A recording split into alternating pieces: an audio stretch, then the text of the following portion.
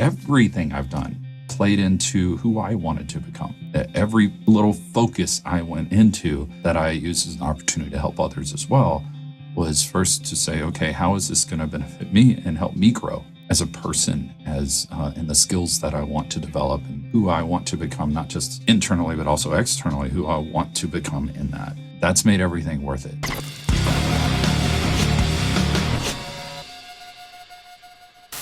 All right, Mr. Draven Gray, Michael Amidei here. I am doing what we talked about, which is, for those of you who are listening, you might not be aware of this, Draven, unlike most singers, is really bad at talking about himself. So we decided that what I would do is talk to him and kind of in a conversation, get him to tell his story so you know who this guy who's been giving you all this good advice honored. is. I'm honored too, man. You've been my best friend for over a decade. And, that's pretty. Couldn't think of a better person to talk about this stuff with. Well, thank you for that, man. Well, hey, let's just get in. Let's get into it. So, each of us, we come to music in different ways. A lot of times it's in childhood or maybe when we're teenagers, whatever. How did you actually start playing music? What got you into it? Playing music. Playing music and singing. Well, way too young. My dad was playing piano a lot. He was mainly a computer programmer at the time, but him having a piano in the house and hearing him play, I started tinkering around with it, and then he forced me to take lessons for a couple of years. He gave me lessons, and I started to hate it. But he got too busy to teach me, and a couple of years later, I picked it up myself. And by the time I was 15, I was leading worship. I was on the worship team, so I got my start like pretty much every other musician my age seems to, is playing in worship. So I was on the worship team and started leading worship for the youth, and then started playing events and stuff. And within a couple of years, I was also in a touring motivational seminar and leading the music for that. So I got started in professional music pretty early. So when you were playing piano, and you picked it up yourself, and I think at some point everybody needs to take, you can be forced into lessons, but at some point you have to take ownership of wanting to play or perform music, right? And that's how you get into it. Now you also play guitar some as well. When did you pick that up? So I went to, after doing the touring seminars, I actually went to college for music. And I talk about this in another episode with my teachers as well, where it ended up being less about music and more about performance. And I was performing a lot. Sadly, the dorms didn't have a piano. And I had my dad's old guitar, like a 30-year-old Yamaha guitar that you couldn't tune anymore because it was stuck. So I picked that up and just started writing songs. And like I needed some outlet for music when I was at the dorms, rather than always having to go down to the venue or to the church to play something. And it was cool. I got to hang out with the radio DJ a lot. That was really cool. But yeah, I didn't stay in college long. That was about a year before I dropped out because I got an offer to lead worship for a church. But in reality, to be completely honest, I dropped out because I got an offer to play in a rock band. So yeah, I stopped college and started playing with the band Rhythm Circus as a keyboardist. Yeah, that was cool. It's a cool experience, and I wasn't making a whole lot of money, so I was still working at the time, working a full-time job, as well as leading worship, as well as playing keys in a rock band. There's a thing that I wish I had done, and for those who are potentially religious or who are religious adjacent, right? They're willing to entertain it and be there. I would say that joining some sort of a worship group can be one of the best ways to really start knowing what it is to play. To me, and I don't know if you disagree, but I wish I'd done it. I didn't. I played in local groups, but the problem is with that is when you're playing in just like bands that are your age, especially in high school and stuff, nobody's good. Everybody sucks, right? And while you do have to, you do get better as you go, you could do that, but you could also at the same time play in like a church band that's hopefully led by a pro level musician. Yeah. And you might not agree with all their choices, but you get to hear about what it's like to play down, play back in a band, to lean in. I recorded my first album that way. See? And yeah. So I was on my first album. It wasn't my album. Learned a lot about group dynamics. And, very quickly the main worship leader in college realized that I didn't do well as being under someone else. And so he sat down and had a talk with me. It's like, look, I'm the worship leader. You're playing the piano. He said, let's do this. Why don't you lead worship half the time? And I'll do the other half. And that was like the best thing ever. And, I learned a lot during that time too, just about being a performer.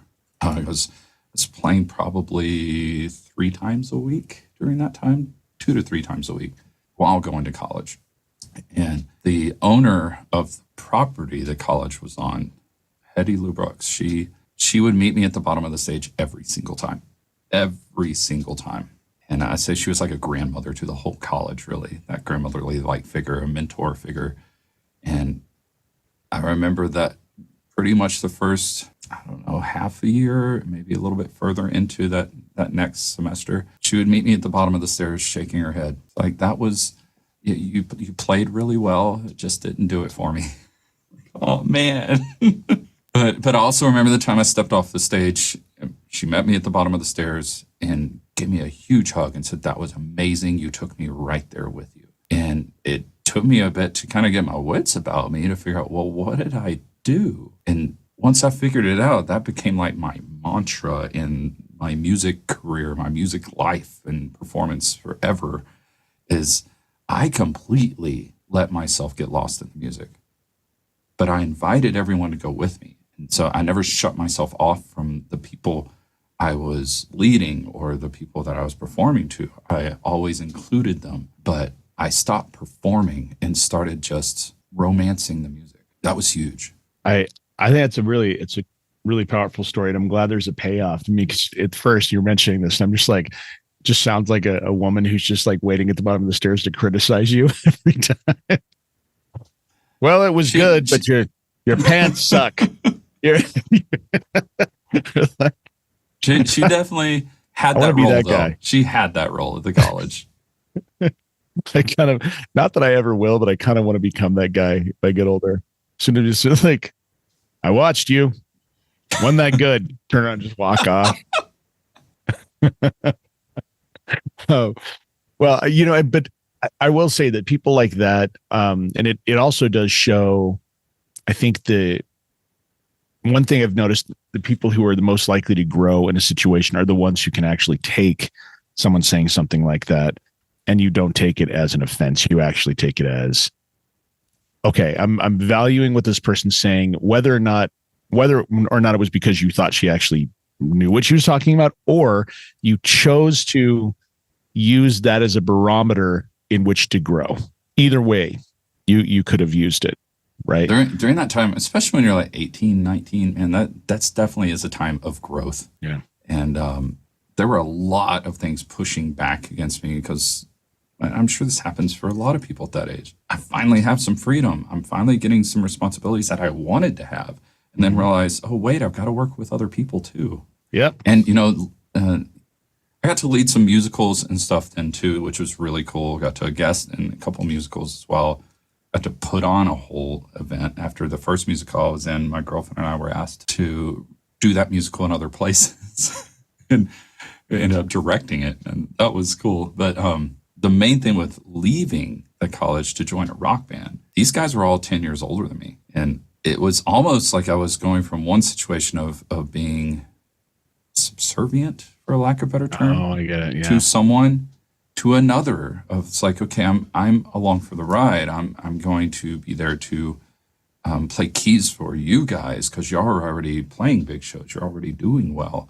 So they had just let go of their last keyboardist and guitarist and changed their name and brought on a new guitarist and brought me on too. And man, there's a lot to learn from what happened in that band, because we went from small shows and even some high school gym shows to within the next year and a half, we started playing shows of, I remember the first one was 4,000, the next one was 8, the next one was 16. It was like doubling every time, and opening for White Heart, opening for DC Talk, Audio Adrenaline, opening for Petra, opening for like huge names in Christian rock. And the way we did that is, I was along for the ride, but it was a fun ride because we would practice at this big studio, probably the biggest studio in Houston. And then once we were done, go down to, if it's like a Friday night, there was this big show on the radio for rock music. And we would go down to the station, and there was a huge bay window outside the control room that we would just mess with the DJ for a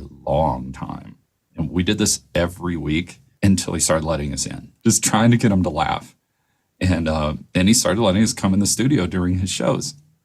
That was really cool. And he started playing our music a lot. And we won this huge contest where he eventually had to take our song out of the contest because it kept winning for like 12 weeks in a row. He's like, somebody else got to have a chance to win here, guys. So it was cool.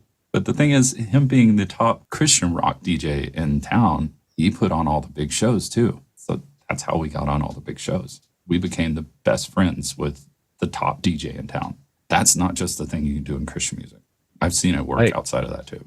And let me ask you with this too, like, so you went and you built that relationship with the DJ. And sometimes, as someone who's worked as the promotion director and is the head of a radio station, all that myself, I can say that like that can work and sometimes doesn't work. Right. I'm just throwing it. But at the same time, you had to have other things to back it up. Right. Like you could have done that and your band wasn't good and it wouldn't matter. We had good music. We had good recordings. We had mediocre videos, but at that time that was okay. At that time, like if you go back and look at videos from around that time, they were all pretty. That was the 1994. Yeah. And then leaving the band, I'll get into that in a second, but getting into 96, 97, it started to get more the beginnings of what became modern metal and deathcore and metalcore and all that. Like that really got its beginnings in the mid to late 90s. Right. So being 94 to 96, I was with the band Rhythm Circus, started playing all those big shows. The music industry was still operating on selling records, playing big shows. So the music landscape was changing a lot during that time. And it was awesome to get to, like, some shows. And I know the singers listen to this, so some of them will really get this. We're playing at a water park, opening for a huge name. So I'm surprised the water park even got this name. That was with White Heart. I know we did another one with Petra and at water parks of all places. So we opened for White Heart and had a huge crowd. I remember it was so hot. We're in Texas, man. It was like 110 outside, blazing sun. And I remember at the very end of the set, the singer turns around to me and goes, and I blacked out on that last note. It's like, yeah, I couldn't see anything at all because he was just holding a note. So he knew he had to hold this note. And that's all he could think about, but he couldn't see anything. And he was hoping it wasn't going to pass out and fall in the water. It's like, oh, wow, man. But it would have been awesome if he did fall into the water, though. Would have been awesome. I got to ask this question because I'm sure it's on some people's minds here. You're playing with Christian groups at a water park in Texas. Was this a baptism? No. I'm sorry. No. Maybe I'm the only one who thought of that. Almost, when you think what followed, or it ended up that all those people showed up to watch us because, they were actually there to see White Heart, but what happened is this huge storm came in right after we were done playing, and tornadoes and lightning. And so the water park was cleared out, and we just sat there on the stage with White Heart hanging out for like hours waiting for the storm to pass. And I still remember they put a tarp over the drum set, and instead of just keeping water off the instruments, it actually funneled water into this really expensive acoustic guitar they had rented. It was just filling it full of water the whole time we were there. What? That's crazy. Who would have? So, well, at that point, they were like, well, it's done. I mean, we're going to have to pay for that anyway. So just leave it. That's insane. In 96, 97, I think it was 96, they got signed. Well, I say they. We had the guitarist of White Heart was managing us by that time, and he didn't want a keyboardist. He didn't want a second singer. He didn't want me in the band. And so we sit down at the signing table, and I left. But being naive and young, I didn't jump on another band in the record label. This was John Elfonte's record label, the lead singer and keyboardist for Kansas. But I didn't jump on another thing, and I was a little bit jaded too, I guess. But I started my own thing instead, which actually did pretty well. We rose up through the ranks and started playing with some national bands. But leaving that band was just really interesting because I watched what happened to them. And I've seen this with a lot of bands, is they get signed, they go in a big studio. I think this was like a $20,000 a day studio. I'm probably totally wrong on that, but it was an expensive studio with like Vanessa Williams was there when they were recording. That's why it cost $20,000. Yeah. She wasn't present in their recording, but yeah, she was there recording. She's just her a own spirit stuff. in the room. Yeah. So Miss America, a huge pop star, she was there recording as well. Some interesting stories came out of that, like the drummer didn't bring his drum kit. He figured the studio would have one, so they were going to bring in a session drummer because he didn't bring a drum kit, and he refused to let that happen. So they pulled a bunch of boxes out of storage and mic'd them up and triggered them. And that was his drum kit for the album. But what I was saying is the main thing I've seen happen with a lot of bands, go in the studio, record an album, play a few shows, break up. Something about the recording process. I think it's because it's so different than playing live. So different. It causes a lot, or I guess a different type of stress on the band. It's really hard. Recording is way harder than I think people give it credit. It's been creative recording. Yeah. Is way harder. And I've seen, I mean, you and I have both talked about this a lot, both in other recordings, and that it takes, I think one of the reasons that bands don't stick together so much is it takes different kinds of relationships in each situation. Yeah. Playing live is a very different relationship than in the studio. Yeah. And there's different things to do there. And, I've been a recording engineer since I left that band almost since then. But while with that band, there was a few times we recorded, and there's things you just don't think about unless you're a seasoned recording studio artist. Like, we're on the clock recording one of the songs that was our biggest hit at the time. I'm not going to say we were that big, but locally we were. I remember going in to record guitars, and the guitarist had not written a guitar solo for the song that featured a guitar solo. So on the clock, we sat there for 2 hours when he wrote a guitar solo. Of course, everybody was frustrated with him, and we're paying for that time.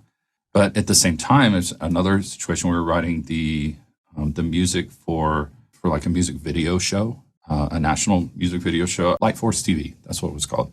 And one of the guys in Galactic Cowboys was our engineer, and he was really on top of it. He kept us on top, and little things like, I don't like that snare sound. Let's re-mic the snare play it through a speaker that's going through a snare that's going into another mic, and let's use that sound instead.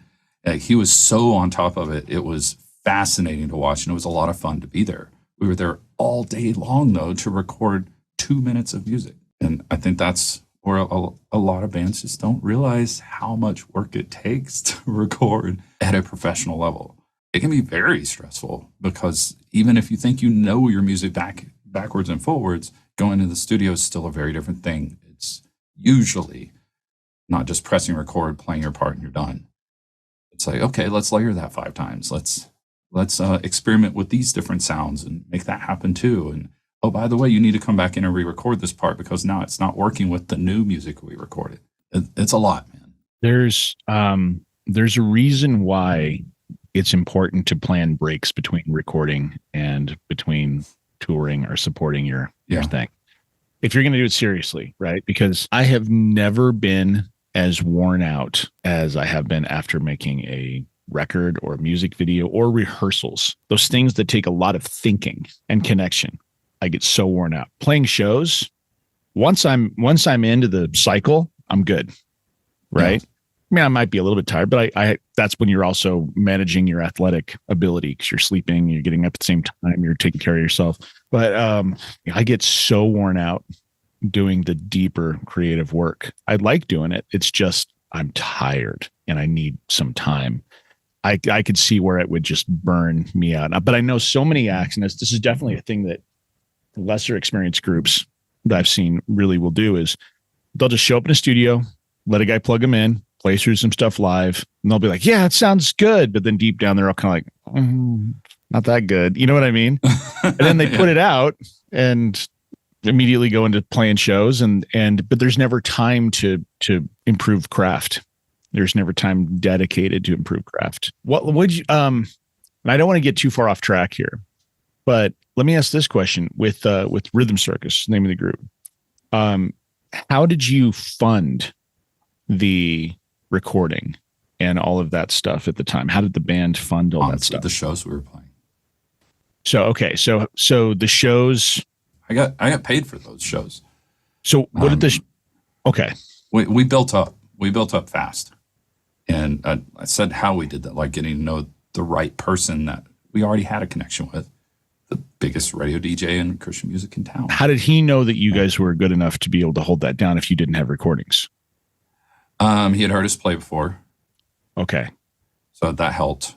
And, so there was the beginnings of a relationship before you started going down. There was. So it wasn't like you were just like a group of hooligans showing up outside of a window at a radio studio. He knew who we were. He knew who we were. This is an important point to make here. Yeah, it is important. He knew who we were. And but even that was intentional. We met who we needed to meet. We're not just going to go bother them at their job. That's not necessarily a good idea. Fair enough. So let me ask this about you said, you mentioned you're like, I've been a recording engineer since about that time, and then you just kind of moved on. Let's get back to that. Because there's a lot of people who also do this stuff who would be very interested in learning some of the stuff about being a recording engineer. How did you, at that time, knowing it was a different time than there is now, right? Things still transfer and make sense, but it was a different time. How did you go about, one, figuring out you wanted to be a recording engineer, and then how did you go about learning about it? Sitting in, and I wish I remember the name of the studio, but the big studio we practiced at on their B room, their B studio when it wasn't in use. We recorded there, recorded quite a bit of stuff there, and watching the engineer just fascinated me. Even back then it was on 2-inch tape. So he was like cutting the tape to get things to align right. You couldn't just go in and delete something. You actually had to physically cut the tape and retape it with Scotch tape. And getting to watch him work on very expensive equipment and talking to him about it. I was interested. I was curious. And then doing the same in ZZ Top's studio. Very unassuming studio, by the way. It's like in what looks like just one of those warehouse rows. Like there's just a bunch of blank 10 buildings. One of those doors happened to be a really top-end studio that ZZ Top recorded at when they were in Houston. Did the same thing there. And seeing all the equipment he had and getting to play in a real Hammond B3 and like seeing the tricks that he used to get us to record certain sounds and stuff. And I just became fascinated with it. And then I attribute it to my brother, really. But I had all this music. I was in the new band. We were starting to do pretty well. And my brother had a windfall of, he had a lot of money. And it's like, look, I want to buy you a recording studio. Tell me what you need. I want to buy you the stuff so you can record yourself. This is when computer recording was just becoming more of a consumer level, just starting to get more of a consumer level. So he spent quite a bit and bought me the whole setup to start recording. So what's funny is instead of recording myself, like, I'm going to learn how to do this. And I deep dove into it and then started recording other bands. So that's really how it all got started. I started recording a whole lot of other bands. And then those bands started asking, because they knew I had been on a band that got signed, or in a band that got signed. They started asking me how I did it.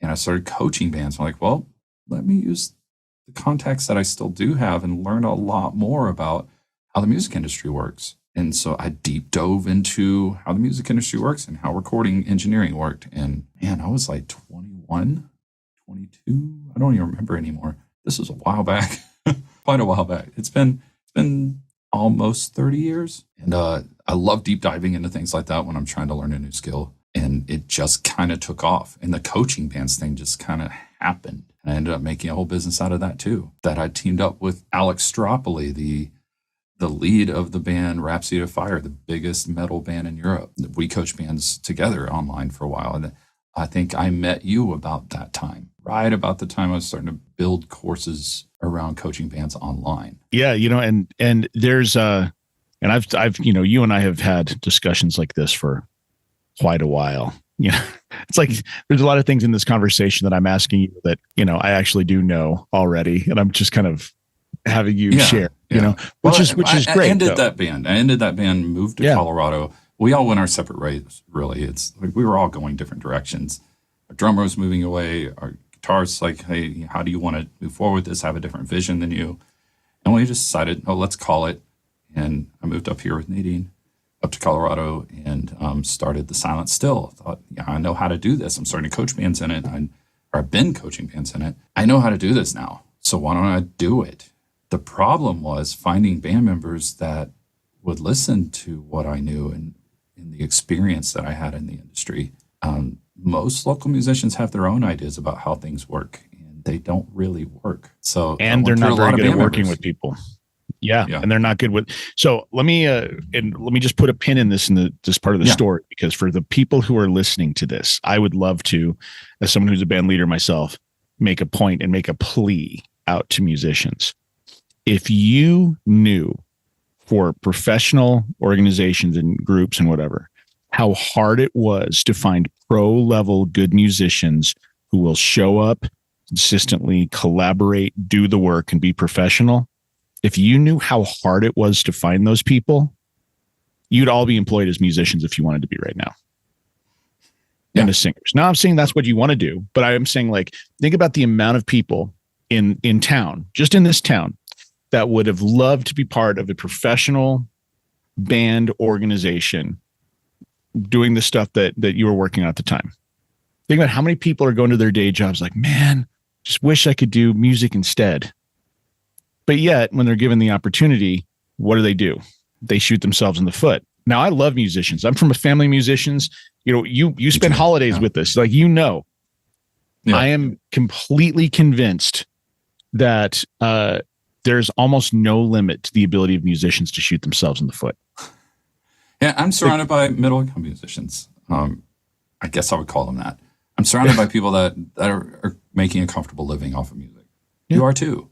So we know it can work. But one thing I learned in coaching bands, especially with Alex Stropoli, the thing about teaming up with him is I got access to all these really big-name touring bands in Europe. And I'm talking like Ep.2 and Camelot and Blind Guardian, and I was interviewing these people. Like, this is cool. And I got to learn from the inside how they work, how they collaborated, what did and didn't work, how they auditioned new band members. And that's what got me is I have such this desire to see people reach their potential that I was bringing on people based off their potential. That was a mistake. Because what I've seen all these other big name bands do that successfully on these major labels in Europe, they brought in somebody that had what I now call active potential, somebody that was already pursuing becoming the best at what they were doing. They were actively pursuing it, not just the hope of them pursuing it. And that eliminated so many of the issues when it comes to writing together and performing together. And so, there's a much more cohesive vision because that person wants to be their best too. A story that I remember reading a while ago, I think just really dictates this well. So whether you love them or hate them, if you've forgiven them for the free album or not, U2 being a huge band. This DJ was talking about doing a remix of one of their songs. And he kind of sheepishly was like, "Hey, do you think we could get The Edge to come in and record another guitar part for the remix?" Assuming they're going to say no. And not only was he like, "Absolutely." Like he came to the studio and he was working, he would just throw out stuff and be like, "Is that okay? Like, what do you think of this? What do you?" And he was really collaborative. And when he left, the DJ was like, "I've never met somebody who's like a huge rock star who has no ego at all and was just completely collaborative and open and interested to hear what my thoughts were and tried all kinds of stuff." And you start seeing that across industries, not just music. You see that in sports. You see that in filmmaking, in other parts of business. It's not the people who just come in and know everything, who throw their weight around. It's the people who are actually collaborative, who are present in the room, willing to deal with what's being presented. And yeah, I saw that with all the big names that I was interviewing and stuff. These people are some of the sweetest people I'd met, some of those giving people I'd met. And the people that weren't, the few that weren't, didn't last very long. Let me ask you this question, because I've been kind of noticing this. Do you think the people that were really successful as musicians that you have spent time with, I can definitely attest to this myself, the ones who are successful as musicians, do you think that had they chosen another industry based on who they were as people, that they would have been successful in another industry? Oh, yeah. Yeah, and I've seen some of them make that switch. I've definitely seen that. They got tired of the struggle of being a musician and didn't really want to build their own business in music. So they started working in marketing or some skill that they had learned in the music business and moved it over to another type of business, another industry, and really excelled at it. But most of that's not the skill that they learned. It's who they were. Yeah, it's not what you do, it's how you do it, really. I mean, think about that. Think about how many open mics have people playing guitar and singing. And good for them. That's something I wish I could remember who said this. It was probably Bob Baker. But, the one saying that stuck with me a long time is it's about who you know. You've heard that all the time in the music industry. But he added, and if you're worth knowing. I've always been a big proponent. It's like, and probably because of Rhythm Circus or Human, who they became when they got signed. If it's about who you know, then you need to get to know those people. But like you brought up, there's got to be some value there. So that really stuck with me when I heard that extra, and if you're worth knowing. Right. Because I mean, really what you're talking about is getting to know these people. You're talking about an identity shift of somebody who's maybe outside of an industry to someone who is connected to an industry and has connections within it. So in a way, like if you're starting from a place where you don't know anybody at all, you haven't done shows in front of a DJ, because there's some people who chase playing a show in front of the biggest DJ in town for a long time anyway, just to start that. There are other ways to make that kind of impression, but a lot of it is not overthinking it, getting out there and working and actually putting stuff out, actually doing something. So I think there's a real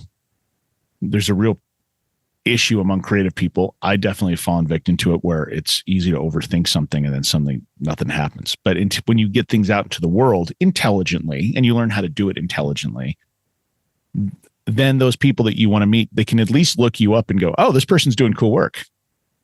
And there's people, I mean, because like I was during, who was it, 2020?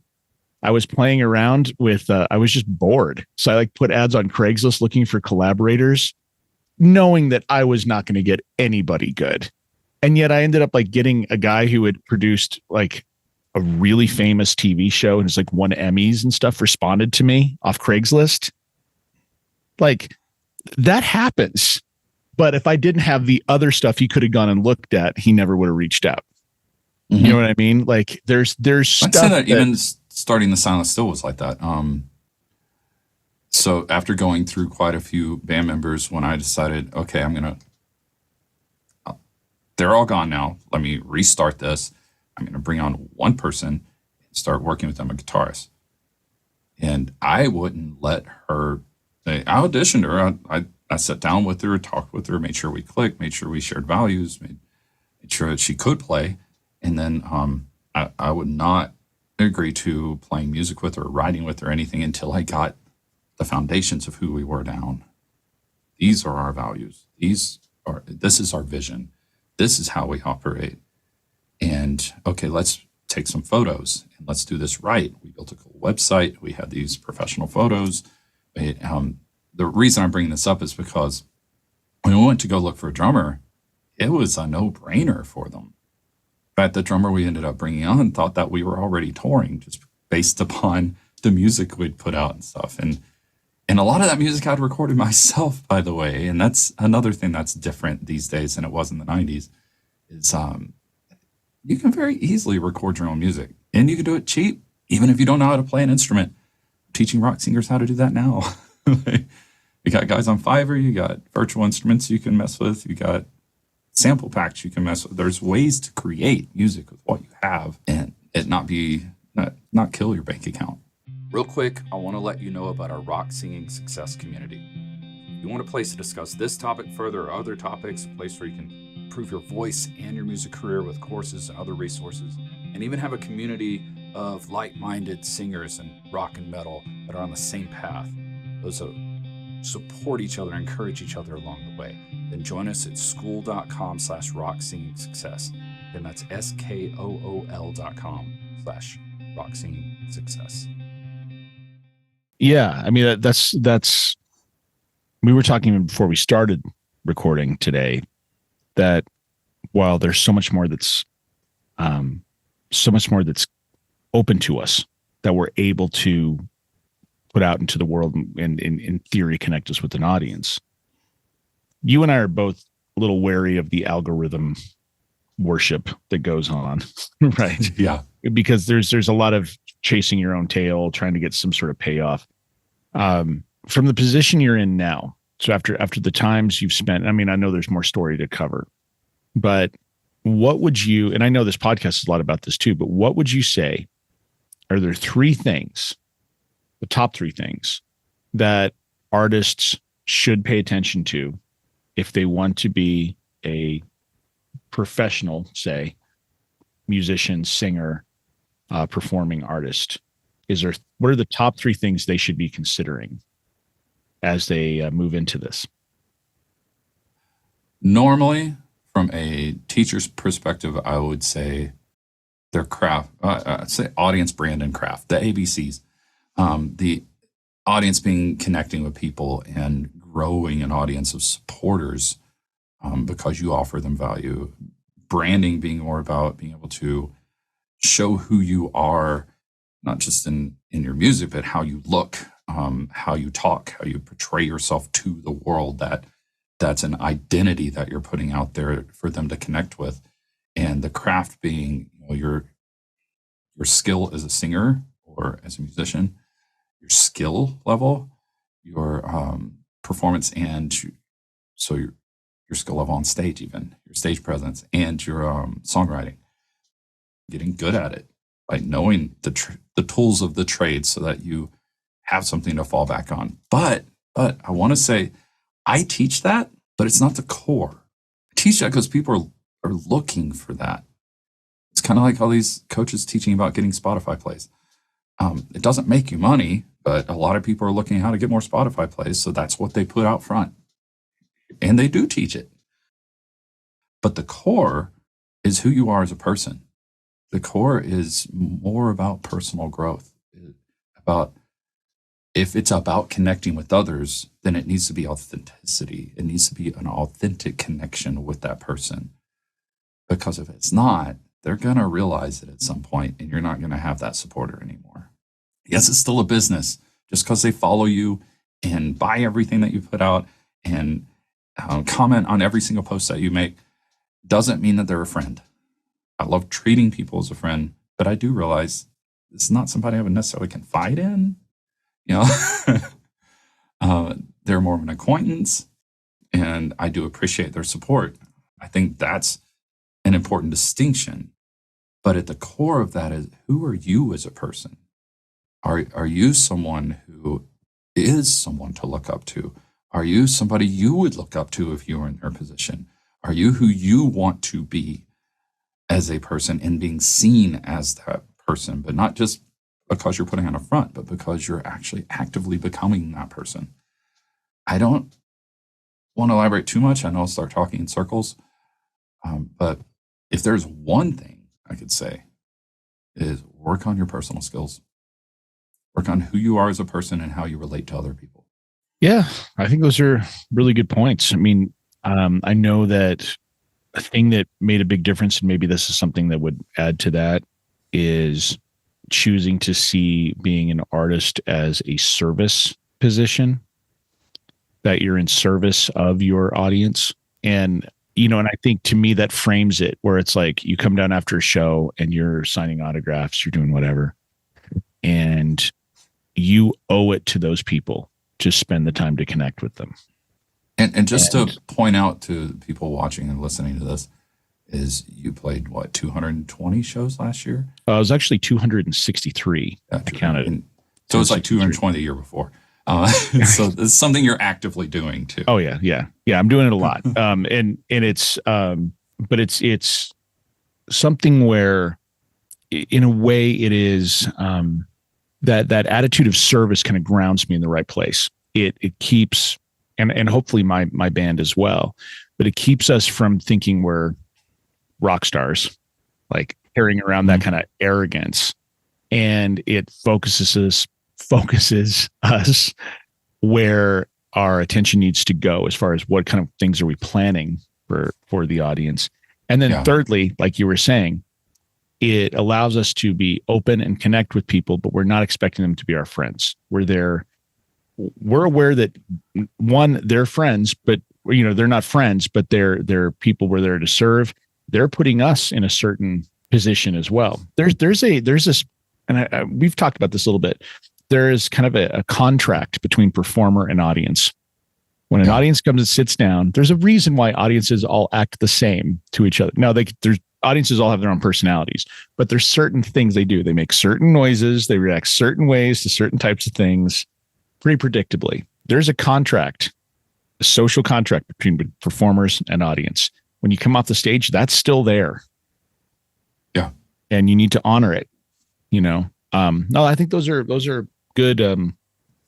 Well, speak more to the connecting with the audience thing. And honestly, the hardships that follow in all of this, because it's not an easy business. It's just not. Even if you're just the singer, it's still not an easy business. You're so many expectations put on you by the audience, by your other band members. Now you're the face of the band too. It's not easy. So with the Silent Still, and you were there when all this happened, because this is the time we brought you on. I finally had a group that wanted to push the vision forward. And everybody else before that just wanted to be a band and really didn't understand what I was trying to build with the Silent Still and the stories and the events, and so much I wanted to do with it. And I'd written this idea of an immersive event that finally had a drummer who was like, let's do it. Why aren't we doing this? And we wanted to do it in a way that connected with people, not, hey, let's be cool and put on this awesome grandstand huge thing and show other people how cool we are. It was, well, maybe one of them was doing it for that. But anyway, we were finally doing this, but we spent a lot of time, and you were there during all this, just testing the idea. Is this actually going to connect with people? Is this really what they want from us? What do we even call this thing? And so we sat down with people. We had this idea, and we sat down with people who were more the ideal fan of people we know would love this type of thing, and let them talk. It's like, here's our idea. What do you think? And then just listen. We got all the words from our marketing. We got buzzwords, everything. And if they kept saying it, different people kept saying the same thing, that was in our marketing. If we noticed certain things come up, we put it in the show. If it came up over and over and over with different people, we put it in the show. And we named it Rock Circus Masquerade because of how that was testing. And it definitely summed up what we were doing. And what was awesome, and I'm glad you got to be a part of this, man. What was really awesome about it is we put on a show. We rented a venue, put on this event, marketed the event, which, by the way, the flyers and posters didn't work. It was Facebook marketing that ended up working. 500 people showed up. We filled the room, 500 people, $20 a ticket. 10 people knew who we were. Who does that? And I'm not talking ourselves up. I'm like, I was amazed. It's like, okay, we put into practice all the things that we had learned about successfully connecting with people and building a business and putting on a cool event and actually being successful at this. And it worked. We tested it. We made sure we were going to connect with people. We marketed it. Honestly, we could have marketed it better, but we put more money into the posters and flyers than we did into the Facebook ads. Everybody came off the Facebook ads. So you're talking what should be a $10,000 show that we put on with a cast and crew of like 42 people, I think. It was insanely big, and no one knew who we were, but they all thought we were a touring band. So not only did we test it well and put on what other people were asking for from people we knew we connected with or wanted to connect with and enjoyed connecting with, we also delivered. We had good music. We had a full light show that was programmed to the music, so it looked professional. We had acrobats. We had a playwright, write piece of a horror play. We kind of worked into the show too. We had a charity there, which sadly didn't do that well. But we worked with a charity. We worked with door prizes. And you know what? When it came down to it, the big takeaway from all that takeaways was, one, you can put on an event and make a lot of money rather than $20 for gas on another show you jumped on at a local venue. You put on your own event, test it well, make a whole lot of money, and you don't need all the bells and whistles. We didn't need the door prizes. We didn't need the charity. We didn't need all this extra stuff we were doing. And we also learned we needed to push people to the merch booth, which we didn't do enough of. So we didn't sell a lot of merch, but man, we sold tickets. I think one thing that I remember from that event that I think connects to the stuff I've learned since then is we had a very clear, at least presentation, of what the event was, what they could expect from the event. And it was an enticing idea. And we were able to hit the people who wanted to go. Yeah. I always think that the real way you sell tickets to an event is creating something that sounds fun enough that the people who see the ads on social media tag their friends in it. Hey, this would be fun. We should go. If you can get that response, you can start to sell a lot of tickets, right? But if you're just like, hey, I'm playing at this bar, my band, check me out. Yep. Dude, would you do that? Would you go to a show like that? I mean, some of you might be saying yes, by the way, but like, how many times has someone said that to you and you haven't gone? And I got to say, I love musicians. I love bands. Honestly, I ignore it when people say stuff like that. I've got a show. Come check me out. No. Zero reason. Yeah. Why? I could go see, I could literally walk down the block and see somebody else do the same thing, you know? Yeah. And, so there's a communication in that, in our marketing. But again, we were using their buzzwords. And it was value first. Even the name that you had was focused to provide a communication of value in just the title of the event. Right? Like do you remember we were at one point years ago, we had worked on a project that was selling combat boots to women. Remember this? We were okay. So we had done a bunch of studies we wanted to start an e-commerce store, and it just, for whatever reason, things sometimes just don't work out. Yeah, our suppliers shut their doors after 30 years. Which was right before we launched. Yeah. It was a problem. But we had market tested this thing. And I remember standing in line at a coffee shop and someone going, so what are you working on? I'm like, oh yeah, we're working on building a website that sells combat boots to women. And I had you might've been in line with me. Two or three women just turn around and they looked at us like, what? Like it was such the moment it just like popped in their ears. It became a thing. And so just to say, anybody listening, it's if you're for finding suppliers for combat boots for women, go for it because it's a huge market. Yeah. And I'll give one more tip on that. If you decide to go after that, the next question those three women asked was, are there things like coupons or like sales or something? So you can mine those two. Have fun. Anyway, I think the event name was the same, right? Like it was the same thing. You'd say that to a certain type of person. What? I want to come with my friends to that. That sounds amazing. Even getting other people to, well, I'd say we had a lot of people talking about what we already sounded like, our friends and the few fans we had, because we really hadn't done a lot. And I asked one of our friends if we could quote him as saying we sound like a cross between 30 Seconds to Mars and Tool, because I'd heard that come up a lot. He's like, yeah, sure, whatever. So I use that when I talk to people about Rock Circus Masquerade. They're, well, what type of music is it if it's a rock concert too? Like, oh, it's like a cross between 30 Seconds to Mars and Tool. Like, oh, well, I don't like that one band, but do the other. That sounds interesting. And that was like a weird cross, man. Those bands sound nothing alike. Well, but that's a marketing tool as well. You're just giving them a reference point, and it's done as a review. I will say another good example, and I just pulled them up because I wanted to just make sure I was being accurate. Now, I actually ended up not enjoying this at all, but there was a thing that had come to town, Paranormal Circus. Oh, yeah. Okay. Now, I remember. All right, cool, whatever. I won't make any comments on the ticketing Sounds situation or whatever, but I will say, yeah, that's the name, Paranormal Circus. Immediately, you think of a circus, you think of a big top, you kind of have that slight Cirque du Soleil side to it, right? You're probably not assuming there's going to be animals involved. That's just kind of how circuses are these days, which makes sense. Yeah. But paranormal, well, now that's images of haunted houses. That's all kinds of other stuff, right? And they combine the two things together. You say Rock Circus Masquerade. That's combining the same, combining elements together. So the benefits are communicated, or the experience is communicated intelligently in the title of the event. The reason I'm just pushing on this is it's the communication of value if people don't know who you are. Yeah. And if you have the ability to create some sort of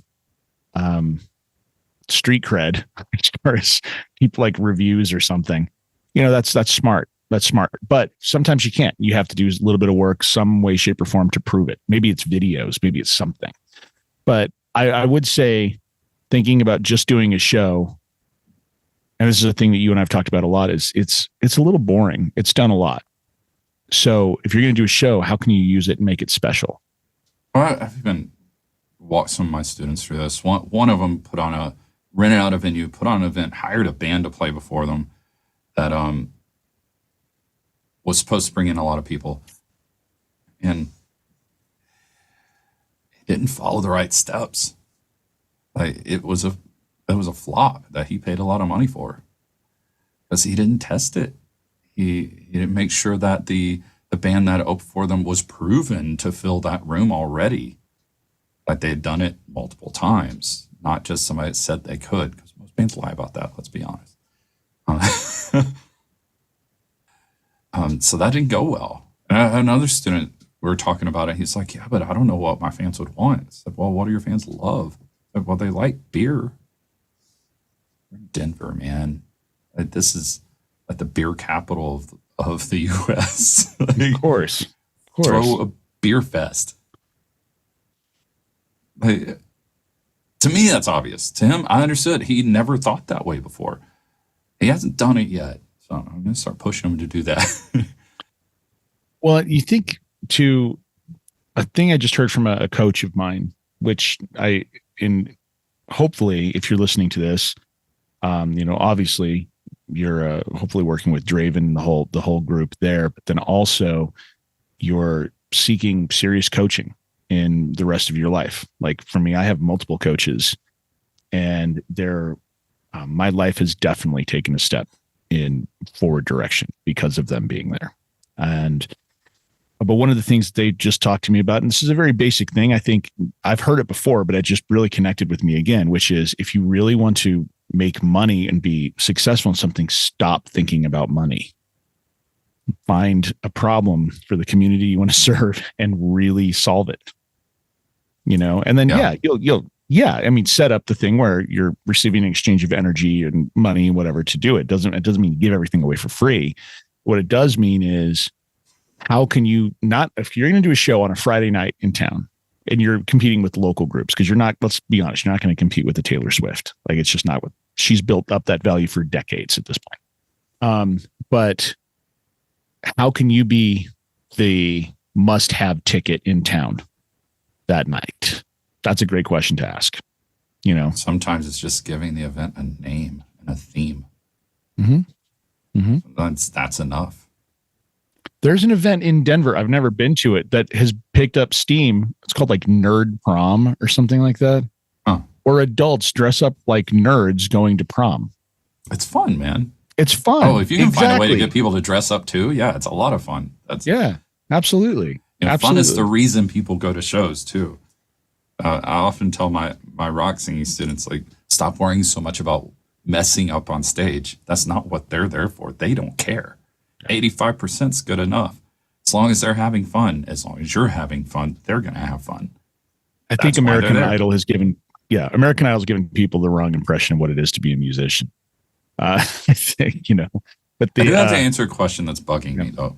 And this is moving things forward because I know we've been on for a while. So something that always comes up in my mind, at least, when we talk about such a big show and the huge success that it is as a test show. And, there's still problems that come up. We didn't get paid that full amount that we should have. We didn't. So we probably won't play that venue again because they took half the door. That wasn't the deal. This gets funny. I know this is more the surface level. There's other stuff involved behind the scenes in this, but so that night, thinking, okay, we're going to do another one of these next month. Let's get some momentum going. Let's make this bigger. Let's move towards our full vision for the show and have more of a story involved. Let's make it what it's meant to be, what we really want it to be. And our drummer disappeared with one of our merch girls. Gone. Dude, it's a drummer. He's a drummer. No. Well, to quote Glenn Fricker. Some of my best friends are drummers, by the way. Just turn that up. To quote Spectre Sound Studios, Glenn Fricker. So you have a band member join the band to meet girls. Then he meets a girl and he stops showing up. What the fuck do you expect to happen? Okay, I get it. I mean, I also heard, I don't remember who it was, someone else saying about the impression of a lead singer in a studio with the band. Like, the old joke is that the band's in there like hacking away at the instrumentals and everything. Singer's like, oh, cool. Yeah, sounds really good, guys. All right, just keep going and just let me know when you need me to lay down vocals. I'm going to go meet girls. And just walks out the front door. I do have to say really quick, the singer of the band, they're the face of the band. They're the main point of contact for everybody in that audience, the main point of connection with the band for everybody in the audience. I get it when they only show up with a mic stand, everybody else has all this gear to set up and tear down. But if that connection with the audience and to gain a fan base has to do with your connection with the audience, it's okay that the singer isn't tearing down all the equipment after the show if they're out meeting people and talking to people and making connections with people. Yes. They're not being lazy. They're doing a more important job than that show was. In fact, it would be more important in my mind to say you're in a thing where it's just your band. It's not, you don't have people helping. It'd be better to have the people who are less public facing to be pulling stuff down. And it'd be better to have the lead singer and maybe one other person up at the merch table, talking to people, meeting them, signing them. In theory, we made that mistake. Sometimes we should have been at the merch table. And you need to let them know you're going to be there. Yep. Seriously, you need to let them know that you're going to be there and that you're willing to take pictures, to sign things for them. Oh, we also have these things for sale, but we really just want to say hello.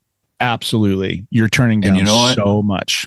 We were there for hours after everybody left, tearing down stuff. Yeah, we just literally waited to do it. Yeah, like 3 a.m. Now we were. I remember. I was very tired. But the thing I will say is sometimes you're not in a position where you can leave stuff up that long. So if you can't leave stuff up, make sure you grab stuff like that. I will say this though too. If you're an opening act and your band has a collective 7 minutes to get all your stuff off stage. Yeah. be intelligent, grab some stuff, pull it off stage, and then run down to the front to the merch booth. Okay. Like, be cool. But that's just my, it's a really good opportunity for a singer to cool down their voice so that they don't lose their voice from all the extra blood flow. To tear down a few things and then go talk to the audience. Mm-hmm. Let your voice chill out for a bit. Yeah. But and it's worth it. I do have to say, with the Silent Still, we didn't have momentum after that. And it was like one tragedy after another for the next 2 years. Because when we did get momentum, I wouldn't have brought our drummer back if I had it to do over again with the way things went with that. But that relationship ended between him and our merch girl from that night. And he came back, and I'm all about potential. I'm like, okay, let's do this. Let's make it happen. And we teamed up with one of the circus troupes we had worked with. And the head guy of that circus troupe was awesome. Joe, you remember Joe Ramos? Mm-hmm. Of course you do. But he, type of person that really makes an impression on you very quickly and is brilliant. He was such a brilliant mind. And he was really the front person for that circus troupe when it came to what we were doing and us working together, and was in a terrible car accident that he didn't survive. Okay, so that took time for us to recover from. Finally get momentum going. Bring on a new guitarist who also has a recording studio and all that stuff, and start getting some momentum again. And we're going to build up this show. And now our drummer's nervous about doing a big show again, so he wants to scale it back. And all this stuff started happening. Dude, we shouldn't have brought on the guitarist either. He was like an hour and a half late to our first meeting with him. I should have said something. Yeah, active potential is way more important than just potential. Anyway. And I would say with people and with projects. Yeah. Right. And maybe that's a discussion we can have another time about the beauty of hiring people. Yeah, we talked about that our last conversation together. So yeah, we need to record that sometime. Yeah. That discussion. The thing I find is when you make the switch from like, hey, I want to have a band, or hey, I'm an artist, to hey, yeah, I'm a producer of amazing events for people. Yes, I'm in this band. This is how we do it, but we're going to make sure this thing happens. It becomes less than a band and more of a live show, an actual presentation. Yeah. And that's actually what all of these bands that we all love are doing anyway. It's show business. It's just, and I'd study show business, study theater, study all that stuff. And I don't mean you have to go take acting classes. That might help, but I'm not saying you should. I'm saying the business of it.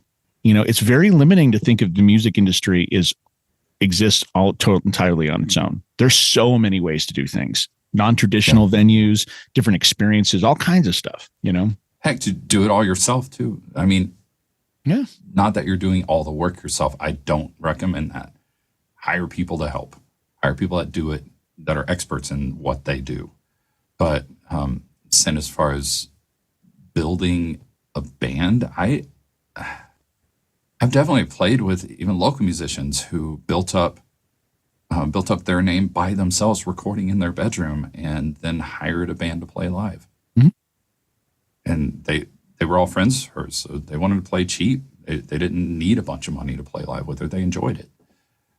I've had other musicians play with me that way, that they just enjoyed doing it. They didn't want to be part of the band. Well, the thing that's crazy is nowadays too, like if you're making, first of all, talking about making recordings, if you want, like for instance, I needed an Uilleann pipe, Irish bagpipe, mm-hmm. on a song. So who did I hire? I hired literally the best Uilleann pipe player in the world, who I grew up listening to record on the song. And it's cost me $150. That's insane. Yeah. Right. So the drummer I use is one of the best drummers in the state. He's fantastic. You know what I mean? And it's like, yeah, they were doing a remote recording, but suddenly I have this killer band, really, doing what I need them to do. Okay, well, now we're live. Okay, well, that Uilleann pipe player, I'm not going to be able to get him here, right? I mean, I probably could, but it would cost a bit more than I probably want to spend. But are there great players who can take these awesome parts and build on them and learn them, and they're probably pro players. So you got to be willing to make the financial thing make sense. That's okay. It should. It's business. Yeah. Figure it out. But pay them. It's worth it. It's worth it. If you have to pay them, then you've got to make money, which is a good problem to have. It's a good problem. And you think of it differently. It makes you think of it like a professional. Sorry, I feel like I got preachy here when we were talking about your... That's okay, man. That's okay. I totally get it. And I'm on the same page with you with that stuff, for sure. So let me ask you this. I don't want to leave them hanging, though. Yeah, let's continue this here. Yeah. Because we were building momentum with the Silent Still. Our drummer got a new girlfriend, and everything tanked. Momentum went to 0. And things got petty when I started asking, how's the recording going? Okay, I want to meet and talk about how the Silent Still is supposed to go. And so we had meeting after meeting about, here's our vision, here's what we're doing, here's what we're working on. And then a month or two later, it'd be, let's have another meeting because I'm not sure about this. Until it ended up, I'm not sure about my place in the Silent Still. And I don't know all the behind the scenes of that. I just know the correlation of him getting a girlfriend and all the momentum going completely down. And that had happened before. So after things started getting a little petty arguments here and there, we finally let him go. And so happens our guitarist was really good friends with him by that time. So his momentum went to 0. So we had to finally let him go. And then, as the saying go, life got in the way. Because after that, there's so many things that happen. And, I am grateful for that drummer, very grateful, because I had got him into teaching drums, and he turned right around and got me into teaching vocals. And that's what sustained me for years now. I've taught for 10 years now. So I'm super grateful for that. He was a really good friend while it was there, while it lasted. But I would say it's been one tragedy after another. I can't say, I can't say it's like I lost a really good friend twice. It sounds weird to say that, but one from a mental break. And I thought, okay, that friendship's over, and like really, really close, like a sister to me.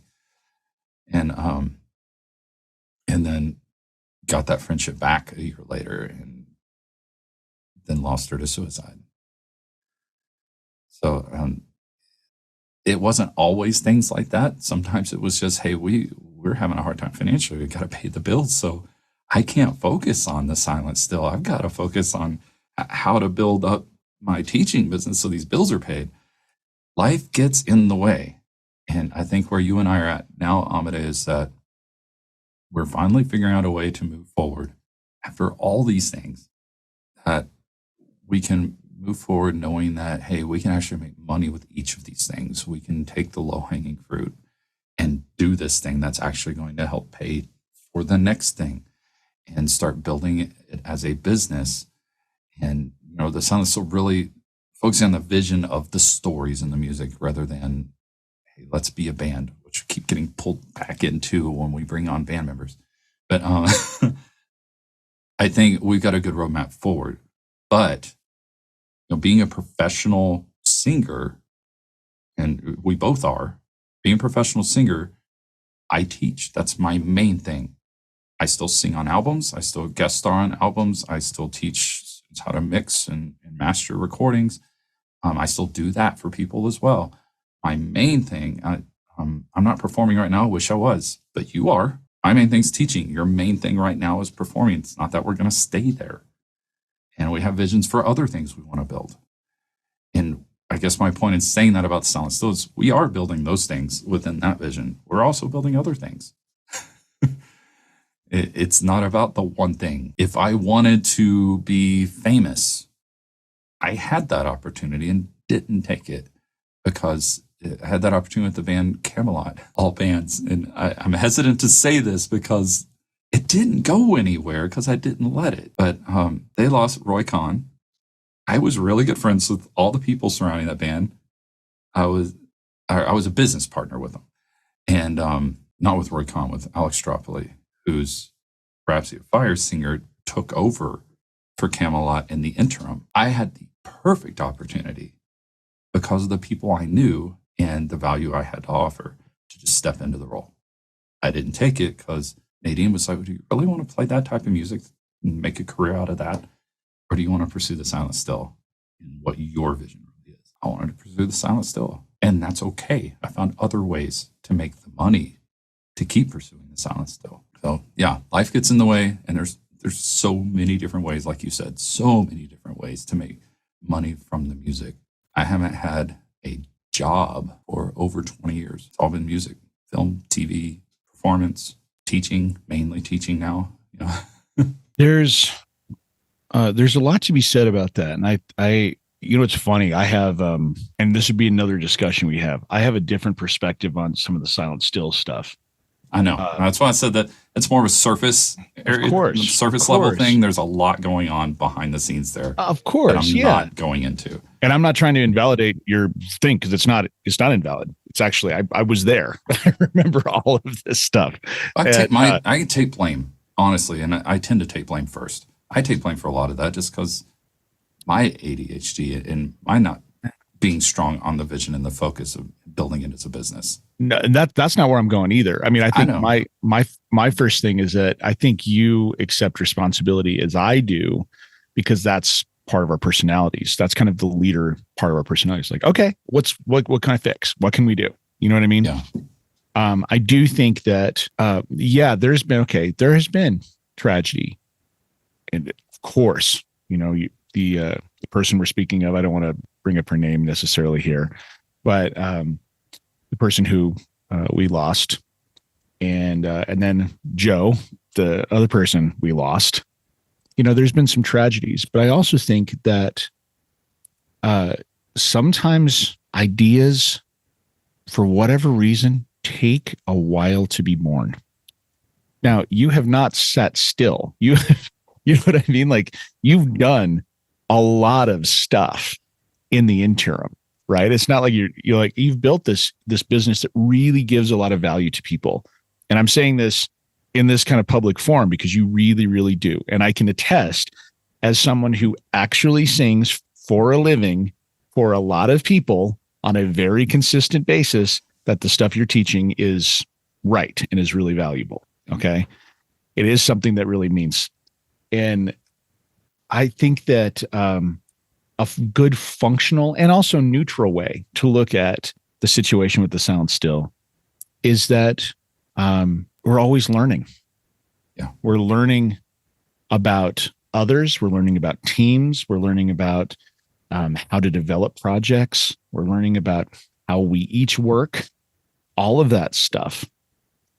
You and I, one of the things we bonded on early is that you and I have this insatiable, I can actually speak, I promise, this insatiable kind of a thing for knowledge and for studying. I think the trap that we can fall into, as I'm sure a lot of people can, is just learning all the time. But I think there is the thing where we've both reached out and we really practice quite a bit more in the real world than I know a lot of people do. And we're lucky enough to be able to have a conversation like this in the middle of an afternoon on a Monday, because this is what we do. You know what I mean? This is what we do for a living. This is part of my work, just like it's part of yours, even though I like hanging out with you, it's not a chore. But yeah, this won't be a 5-hour conversation like we normally have. Yeah, this is normal. We do that a lot. But like, I'm still like, we were even talking about before we got on here, I'm still taking courses on management of arts organizations and things like that. Like, I'm still learning things. And so I hope that the people listening realize that, neither of us claim to be, the end of everything. But what we can say is that we're always pursuing that knowledge, and we're always learning, and we're always putting things into practice. And taking the failures as opportunities to learn. Absolutely. Too. And not necessarily failures, taking the setbacks. I definitely want to speak to that too, because I didn't talk about that during this whole thing. It didn't really get into me singing and teaching and that much. While I was teaching early on, I was teaching a soprano how to belt up really high, like G sharp 5. It's up there, man. Yeah, G sharp 5 is whistle voice for me. So like it's way up there.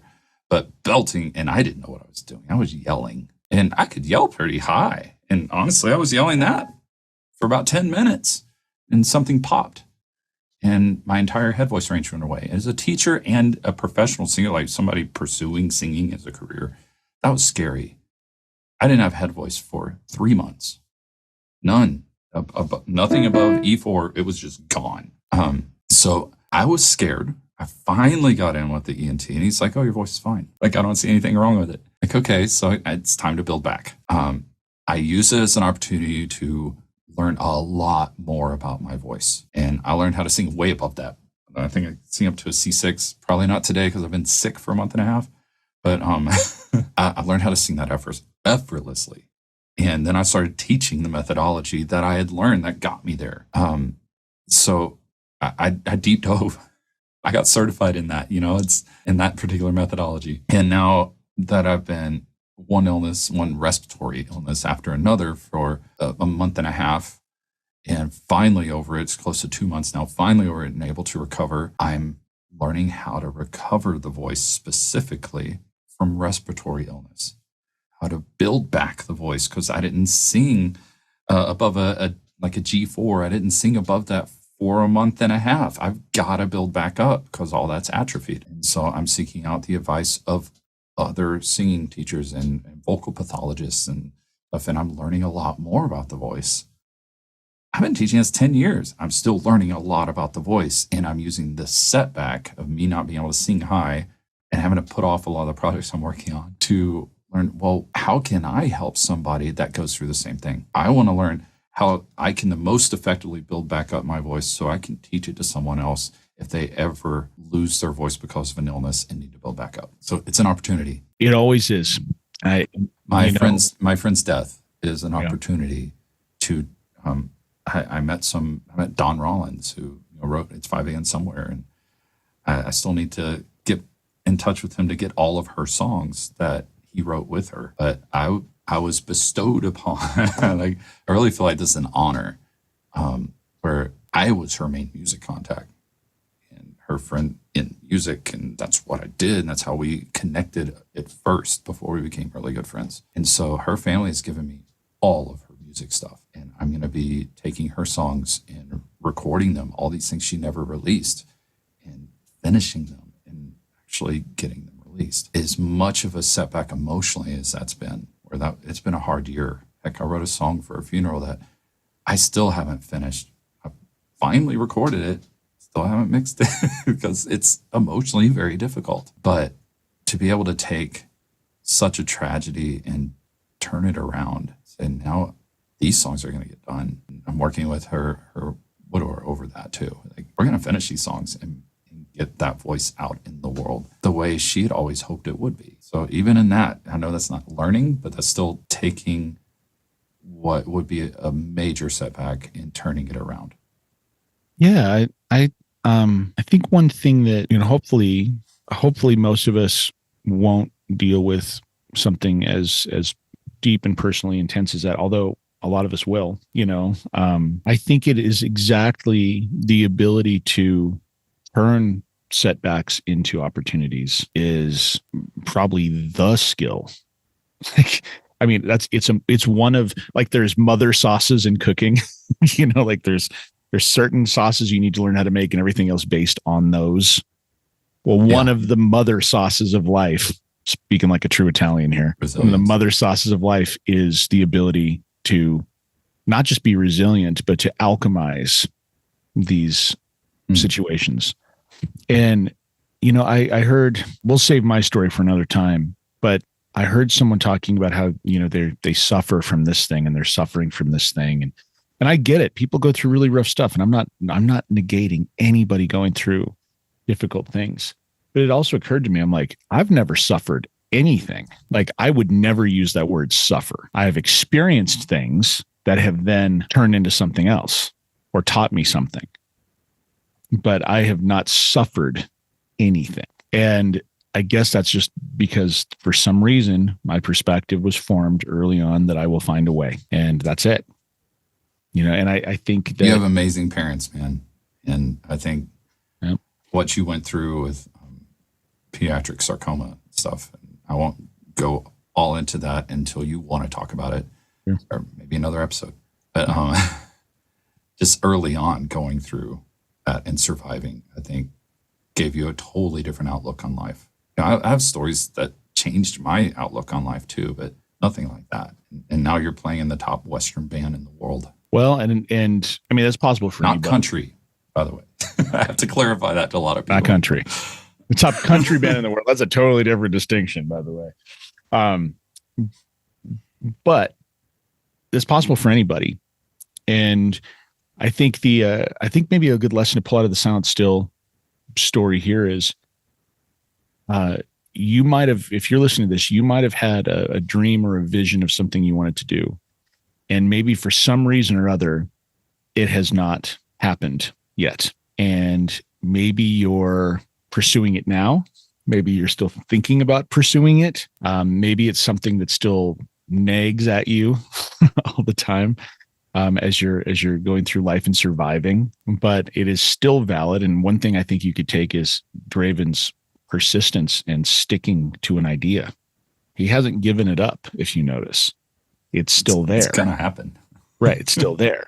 So I think maybe the biggest takeaway you can take from that is if it's still there, there may be a reason that it's still there. And also keep in mind that maybe all the things you've been going through are filling you with more passion, more purpose, more reason to do this. And in fact, the project might be way better now than it ever would have been. You think about the grapes, the best grapes up in like California wine country and things. They're grown there because they're put through, certain types of temperatures, high heat, cool winds, cool breezes coming through. They actually toughen the grapes up, which make the best wine. There might be a metaphor there, So just be aware that you have to live life and you can still create. Draven's been creating this whole time. He creates all kinds of things, including the program that you're in right now, including the podcast that you're listening to right now. He has created a lot of things in the meantime also, but he's always pushing on this idea, and it will happen. But sometimes things just take a while to happen and to work. And maybe you're not ready until a certain moment, but when you are ready, make sure you're prepared. And if you're listening to this and if you're training, it seems to me like you're either ready to push or you're getting very close. So hopefully that resonates with what Draven was just sharing with everybody. Thanks, man. Thanks for saying that. That's powerful. Well, I know we've been talking a little bit about what brought you here, and I mean, I'm aware of a lot of the journey because this has been discussions we've had over years. But is there a way that you want to bring the story from where you just left it up to right now, where you were starting teaching? How do you get to where you're putting this out right now? Teaching for 10 years now. I've learned a lot, but I think most of all, and I think this still plays into us using things as learning opportunities. I'm not working a job in a different industry. I'm not even building a business in a different industry. And I've had those opportunities. I've definitely built programs with other coaches. You and I worked on some stuff for training coaches and teachers and stuff too. It's the focus that I think, and that determination you're talking about, that's actually propelled me forward in all of this. I tried 9 different businesses, and from recording studio to creativity coaching to business coaching to spiritual counselor to relationship counselor to all sorts of stuff.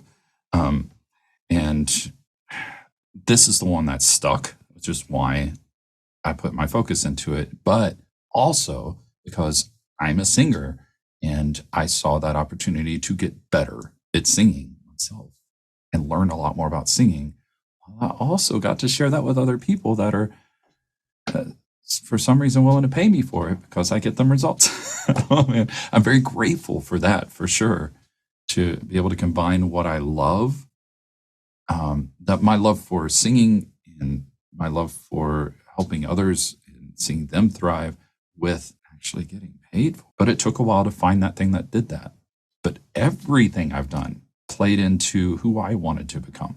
Every little focus I went into that I used as an opportunity to help others as well was first to say, okay, how is this going to benefit me and help me grow as a person, as in the skills that I want to develop and who I want to become, not just internally, but also externally, who I want to become in that. That's made everything worth it. Even though I'm not some huge success, I'm very successful as a vocal teacher.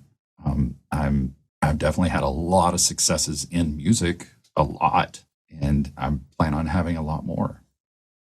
But in the end, it's about who do I want to be? Well, everything I'm choosing to do is focused on that.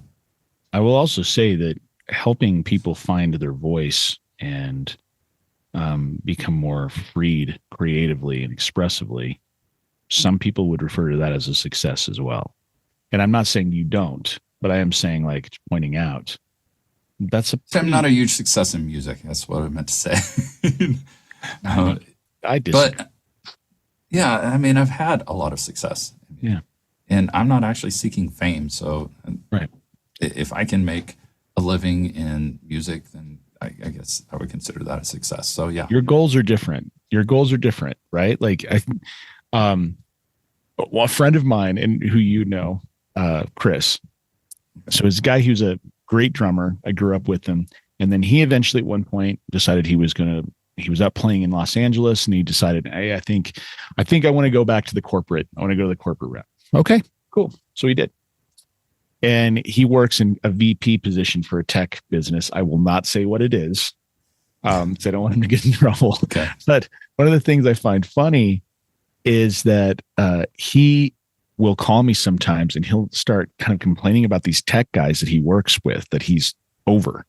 Mm-hmm. And he goes, these guys have spent literally 10% of the time we had to spend to get good at our craft. They spent 10% of that time and that dedication and got to where they are now, and then have huge egos about it.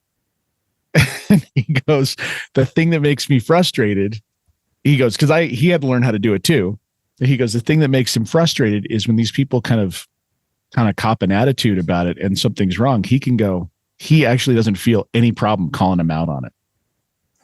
Because he's like, no, you're not as good as you think you are. You need to dedicate more. Like, he's aware of it is so much harder to make your way for a living in music than almost any other industry. But it is entirely possible. And it just takes dedication and it takes work and it takes knowing people and it takes all of those things. But at the same time, so rewarding when it works. We can talk about performance. You come off the stage and it feels great. It was an awesome performance. The audience was engaged. Everything was great. That's a high. It feels awesome. And then when you realize, like, that could be your job, it's crazy. Or when you finish a lesson and you just had someone hit a breakthrough moment and they're excited, you're excited, you finish the call or you finish the lesson, and that feels pretty damn good. Yeah. Was there another job that you could think of where you would feel that good? Like, as a musician? No. Yeah, like I'm sure if you're passionate about something else, you wouldn't be listening to this podcast. Well, yeah, that's what I mean. Like, yeah. with your particular passions, Draven, with yours, is there anything you can imagine feeling better than that? Really? Than helping somebody? Awesome. Right.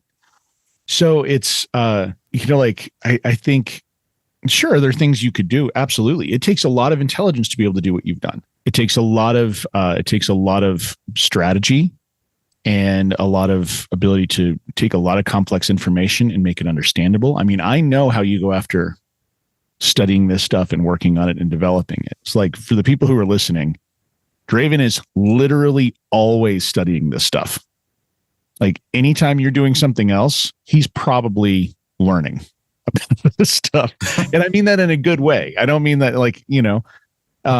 he is always after this. And so it's the amount of dedication, the amount of work he has to put in this to make this work is insane. And it really would be something that would propel him to the top of any industry he wanted to get into. But this is what he loves, and this is what he dedicates himself to. It's not what you do, it's how you do it.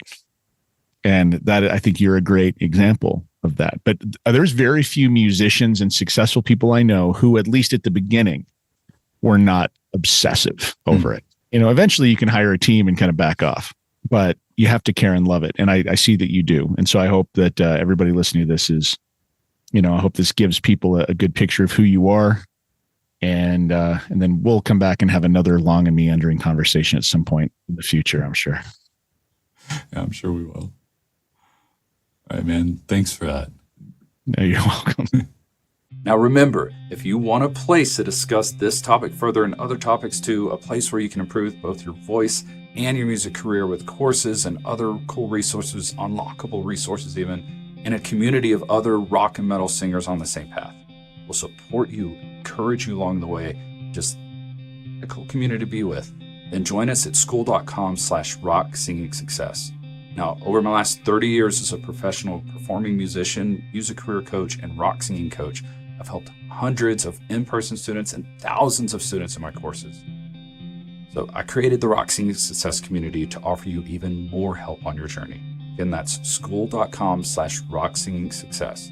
That's SKOOL.com/rock singing success. Join us there. Let's continue this discussion. See you there.